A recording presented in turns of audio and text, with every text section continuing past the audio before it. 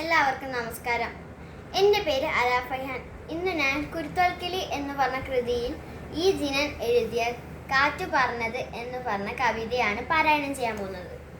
കാറ്റു പറഞ്ഞത്. കണ്ണിൽ പെടാത്തൊരു കാറ്റേ, നിന്നെ കണ്ടു കിട്ടാൻ എന്തു മാർഗം? തൊട്ടടുത്തുണ്ടു ഞാൻ കുഞ്ഞേ, തൊട്ടു തലോടുന്നുമുണ്ടേ. തൊട്ടിലാട്ടിയ കാലം തൊട്ടേ, തൊട്ടറിഞ്ഞല്ലോ നീ എന്നെ. വീശിത്തരുന്നില്ല ഇന്നും നിന്നെ വീട്ടിനകത്തും പുറത്തും. ആലിനിലകളുമാവും മറ്റും ആടുമ്പോൾ എന്നെ നീ കാണും. പീപ്പിയും ഓടക്കുഴലും മറ്റും പാടുമ്പോൾ എന്നെ നീ കേൾക്കും.